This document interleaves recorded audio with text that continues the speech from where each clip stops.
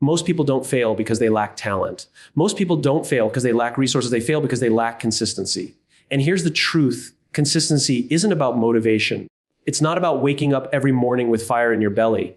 Motivation fades. Excitement fades. Even discipline feels heavy at times. So how do you force yourself to be consistent? You start by understanding why consistency matters. Every small action repeated over time compounds into something remarkable. A single workout won't transform your body. A single conversation won't fix a relationship. A single day of effort won't build a career. But showing up again and again, especially on the days you don't feel like it, that's what creates transformation. Consistency is less about intensity and more about rhythm. Think of it like music. One loud note doesn't make a song. It's the steady beat that carries the melody forward. And here's the secret: forcing consistency doesn't mean pushing yourself with sheer willpower every single day. It means creating an environment where showing up becomes the natural choice. Make your habit so small that failing feels harder than succeeding. Surround yourself with people who raise your standards. Attach meaning to your actions so they're not just tasks, but part of something bigger. When you understand that consistency is not about doing more, it's about doing what matters most regularly, you stop chasing perfection and start chasing progress. Because at the end of the day, consistency is not glamorous. It's ordinary, it's repetitive, but in the ordinary lies the extraordinary. 5 keynotes of the speech: consistency beats intensity small, repeated actions create lasting results. Motivation fades, structure sustains, build an environment that makes showing up easier. Progress is greater than perfection. Focus on doing what matters regularly, not flawlessly. Your circle shapes your consistency. Surround yourself with people who reinforce your standards. Meaning fuels discipline. Attach purpose to your actions to sustain long-term commitment. Consistency beats intensity because the true measure of growth is never found in the explosive bursts of effort we pour in once in a while, but in the quiet, steady actions that compound over time. Most people imagine progress as this dramatic leap forward where they commit to something with incredible intensity, hours in the gym, long nights of work, a radical new routine, and for a short while they feel unstoppable. But that very intensity is what burns them out. It's unsustainable. The human body, the mind, and even our emotions are not built for massive surges of energy without rhythm. They are built for patterns, for repetition, for behaviors that become part of who we are rather than what we force ourselves to do. Think about it. If someone goes to the gym for 5 hours one day and then does nothing for the next 3 weeks, the net result is negligible. But if someone else goes for 30 minutes, 5 days a week, over the course of months, the results become undeniable. The body responds not to the occasional shock of effort, but to the consistent signal we send it. Muscles grow when they are challenged regularly, not randomly. Endurance improves when we practice it day after day, not when we rely on bursts of adrenaline. The same principle applies far beyond fitness. It applies to business, relationships, learning, and personal growth. In business, one extraordinary sales call might win you a client, but it won't build a reputation. What builds reputation is the daily habit of showing up prepared, delivering on promises, and serving people with consistency. Over time, others learn they can rely on you, not because you dazzled them once, but because you were dependable every single time. Trust is born in the patterns we create, not in the flashes of brilliance we occasionally display. In relationships, intensity often looks like grand gestures. A surprise trip, a lavish gift, a passionate declaration of love. Those things are exciting and they have their place, but they are not what sustains a bond between two people. What sustains it are the small, daily choices, the good morning text, the patient listening, the effort to understand, the willingness to show up on ordinary days when there's no special occasion. Consistency communicates reliability, and reliability is the foundation of love, friendship, and partnership. When it comes to learning, the same principle holds true. Reading an entire textbook in one night may help you cram for an exam, but it doesn't build understanding. True mastery comes from repeated exposure, from daily practice, from slow, steady reinforcement of ideas. The brain consolidates knowledge best when learning is spaced out over time, when it becomes routine, when we revisit and refine what we've absorbed. Intense effort might help in a single moment, but lasting competence belongs to the consistent learner. Consistency also reshapes identity. When you show up consistently, the activity becomes part of who you are rather than something you occasionally do. If you run once, you're not a runner. If you paint one picture, you're not an artist. But when you run day after day, even if it's just a mile, when you paint consistently, even if it's just sketches, you begin to internalize the identity. The repetition is what tells your brain, this is who I am. Intensity may create a spark of pride, but consistency builds a lasting sense of self. Another important truth is that consistency lowers the barrier to entry. Intensity raises it. When you tell yourself you have to go all out every time, you create an expectation so high that it becomes discouraging. You might avoid starting altogether because the task feels overwhelming. But when you commit to small, consistent actions, you make the process approachable. Reading for 10 minutes every day is easier than committing to a marathon study session. Writing a paragraph every day feels achievable, while forcing yourself to write an entire chapter in one sitting feels daunting. Over time, Those small pieces accumulate into something much larger than what intensity alone could produce. And perhaps the most profound part of consistency is the way it builds resilience. Intensity often depends on emotion. You feel motivated, so you act. But consistency trains you to act regardless of how you feel. When you develop the habit of showing up, even in the absence of motivation, you build a deeper kind of strength, the strength of discipline. You learn to rely less on fleeting energy and more on the structure you've created for yourself. This steadiness not only moves you forward, but also anchors you when life inevitably throws challenges in your path. So while intensity may feel more exciting in the moment, it's the steady rhythm of consistency that carries us to real, lasting results. One is about a spark, the other is about a fire that never goes out. And when you understand this, you stop chasing the highs of effort and instead start building the habits that will sustain you for a lifetime. Motivation fades, structure sustains, and this is one of the hardest truths for people to accept. Motivation feels powerful when it's there. It lights a fire, it gets us moving, it fills us with energy and belief. But motivation is emotional and emotions are unstable. Some mornings you wake up inspired, ready to take on the world, and other mornings you wake up tired, doubtful, or distracted. If your progress depends only on how motivated you feel in a given moment, then your growth will always be inconsistent. You will show up on the good days and disappear on the bad days. The real key is learning how to create systems and structures that carry you forward regardless of how you feel. Think about motivation like the wind. It can push a sailboat forward, and when it blows strong, the boat moves fast. But what happens when the wind stops without a motor, without a steady system, the boat drifts and loses its course. Structure is the motor. It doesn't rely on chance or conditions. It ensures movement even when the environment isn't in your favor.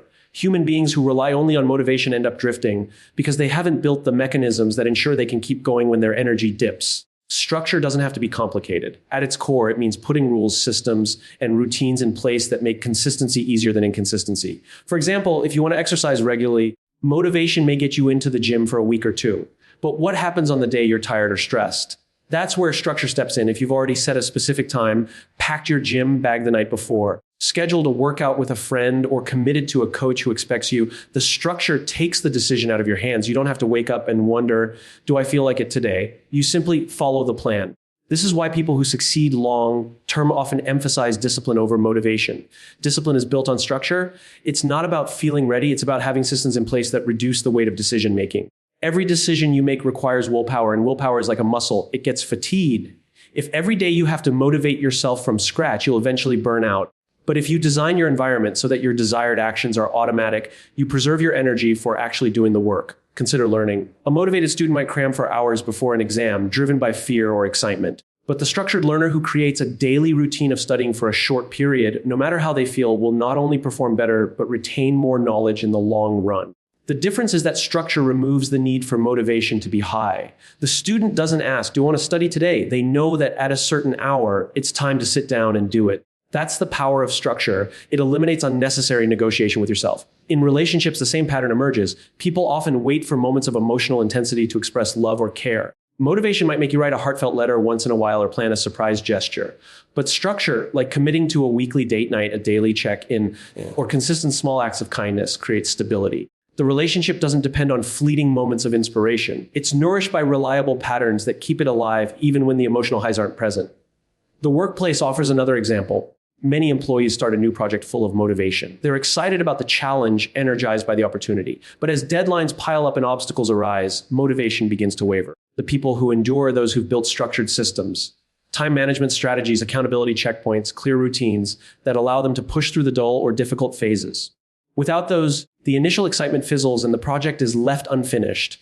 Even creativity, which we often assume depends entirely on inspiration, thrives more under structure than motivation. A writer who waits for motivation to strike may produce a few pages here and there.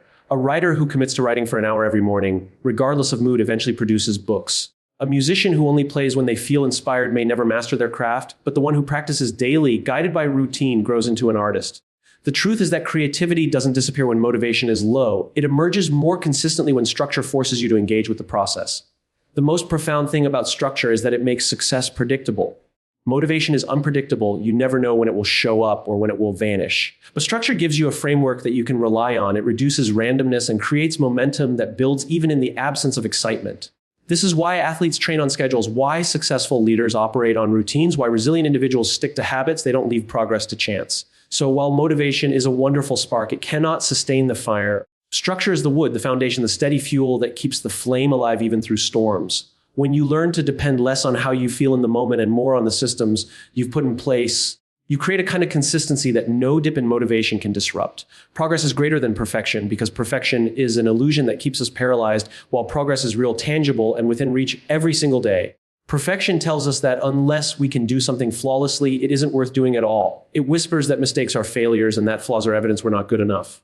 This mindset traps people in endless hesitation, waiting for the perfect time, the perfect plan, or the perfect result. But life does not reward perfection, it rewards persistence. What truly matters is the small steps forward, the imperfect actions that, when repeated, create real transformation. The problem with perfection is that it creates impossible standards. When people set out to make their work flawless, they often end up not starting at all because the thought of falling short feels unbearable. A writer who insists on producing the perfect first draft will stare at a blank page for hours. An entrepreneur who waits for the perfect business idea may spend years researching but never launching.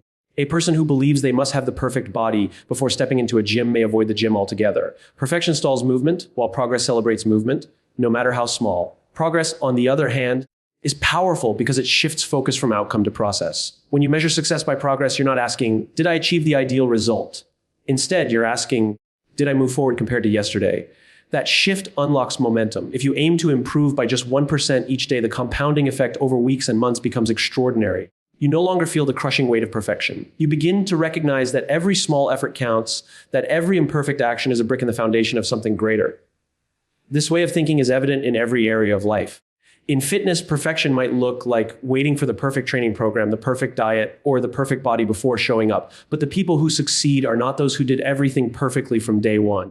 They are the ones who started where they were, did what they could, and adjusted along the way. They missed days, they stumbled, they made mistakes, but they kept showing up. Their bodies changed not because they chased perfection, but because they honored progress. In careers, perfection often disguises itself as procrastination. People hold back from applying for jobs until their resume is flawless or from presenting their ideas until every detail is airtight. But the truth is, careers grow when you take risks, learn from failures, and evolve through experience. The imperfect first attempt, whether it's a project, a pitch, or a proposal, is what creates the learning that makes the next attempt better. Progress builds competence, while perfection keeps competence locked away behind hesitation. In relationships, striving for perfection often means hiding your flaws or pretending to be someone you're not. You wait for the perfect moment to say how you feel, or you hold back your vulnerability because you want to appear flawless. Yet relationships deepen not through perfection, but through honest, imperfect progress. Misunderstandings happen, mistakes are made, but what matters is the effort to repair, to grow, to keep learning how to love better. It's the willingness to move forward, even after getting it wrong, that creates bonds of trust and intimacy. Creativity thrives on progress, not perfection. An artist who tries to create a masterpiece on the first try will likely produce nothing at all. But an artist who commits to painting every day, regardless of how good or bad the outcome is, will eventually create something extraordinary. The masterpieces we admire are not the product of perfect inspiration, but the result of thousands of imperfect attempts that led to mastery. Creativity is born from the freedom to be imperfect, from the courage to move forward despite the flaws. The pursuit of perfection also robs people of joy. When you're obsessed with flawlessness, you overlook the beauty of the journey. You can't celebrate small wins because you're too focused on what's missing. But progress allows you to celebrate growth at every step. You begin to see value in the process itself, in the learning, in the resilience built through trial and error. Progress reframes failure not as a dead end, but as information, as feedback that guides you toward improvement. What makes progress so powerful is that it builds resilience and identity. When you allow yourself to act imperfectly but consistently, you prove to yourself that you are capable of moving forward. You stop seeing yourself as someone who waits and instead see yourself as someone who acts. Each step, no matter how small, reinforces that identity. Over time, this identity becomes unshakable. You no longer measure yourself by unattainable standards, but by the tangible growth you've earned. Perfection is static. It's an ideal frozen in place, impossible to reach. Progress is dynamic. It's alive, always evolving, always building on itself. One keeps you stuck, the other keeps you moving. And when you're moving, you're learning, growing, adapting, and becoming something greater than you were yesterday. That is where real change happens. Your circle shapes your consistency because human beings are deeply influenced by the environment and the people they surround themselves with, often far more than they realize. No matter how strong you think your willpower is, no matter how disciplined you believe yourself to be, if you spend your time with people who don't value growth, commitment, or discipline, their habits will eventually become yours. We are social creatures wired to belong, and belonging comes with adaptation. You absorb the attitudes, the energy, and the standards of those around you, consciously or unconsciously. This is why some people find themselves stuck in cycles of inconsistency, not because they lack ability, but because their environment rewards inconsistency rather than consistency. When you surround yourself with people who are constantly distracted, unmotivated, or careless about their commitments, it becomes easier for you to slip into the same patterns. If your friends always encourage you to skip the workout, to procrastinate on your work, or to abandon your goals for short-term pleasures, your brain begins to normalize those choices. What was once a compromise starts to feel like the default. The truth is, your habits are rarely just your own. They are shaped by the collective behavior of those around you. Your circle acts like a mirror, reflecting back to you what is acceptable and what is not. On the other hand, when you spend time with people who value consistency, who show up for their goals day after day, you naturally start to raise your own standards. It's difficult to complain about how hard it is to stay disciplined when the people around you are quietly doing the work without excuses. Their example sets a new norm. You may have heard the saying that you are the average of the 5 people you spend the most time with. And while that may sound simplistic, it carries truth. If those 5 people are committed, resilient, and focused, your likelihood of becoming consistent increases dramatically. Their habits shape yours, their energy sustains yours, and their vision inspires yours. Consider an athlete who trains with a team versus someone who trains alone. The team creates accountability. If one player slacks off, it's noticed. The group environment raises the standard, making consistency the expectation rather than the exception. Alone, motivation can fade easily, but surrounded by others who push themselves, the athlete feels compelled to rise to the same level. This principle applies to every domain of life. Writers who join communities of other writers, entrepreneurs who network with other driven individuals, students who study in focused groups. All of them benefit from the collective momentum. It's not just about accountability. It's about absorbing the culture of consistency that comes from being in the right circle. Relationships also reflect this truth. In a partnership or friendship where consistency is valued, both people push each other to keep commitments, to communicate regularly, and to grow together. In contrast, if inconsistency is tolerated, it creates instability where showing up becomes optional rather than essential. Over time, the standard of the relationship declines. But when you are surrounded by people who take reliability seriously, you begin to internalize that reliability yourself. You want to live up to their trust, to contribute to the same stability they provide you. Your circle doesn't only affect your behavior, it shapes your identity. When people around you see you as someone capable of discipline and consistency, you begin to see yourself that way too. Their belief reinforces your own. Conversely, if your circle sees you as unreliable, lazy, or inconsistent, it becomes harder to break free from that identity. People live up or down to the expectations of their environment. And this is why choosing the right circle is not just helpful, but necessary if you want to build lasting consistency. The influence of your circle also extends to the way you handle setbacks. Consistency isn't about never failing. It's about getting back up after failure. If the people around you treat failure as the end, you're likely to give up when things go wrong. But if your circle treats failure as feedback, as part of the process, you learn to recover faster. You borrow their perspective when your own feels weak. In this way, the resilience of your circle becomes your resilience. It's also important to recognize that your circle doesn't have to be made up only of the people you physically see every day. In the modern world, your circle includes the content you consume, the voices you listen to, and the ideas you expose yourself to. If your daily intake is filled with negativity, distractions, or people who glamorize inconsistency, that becomes your silent circle, shaping your mindset. But if you fill your space with voices that remind you of discipline, stories that inspire progress, and examples that show resilience, those too become part of your circle of influence. At its core, consistency is rarely built in isolation.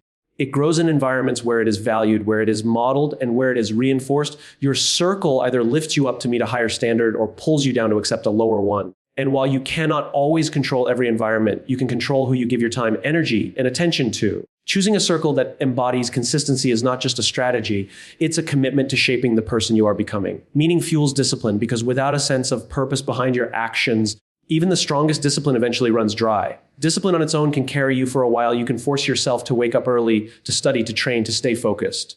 But if those actions feel empty, if they are disconnected from something bigger than yourself, you will reach a point where the effort feels unbearable. Meaning transforms discipline from a burden into a choice, from something you have to do into something you want to protect.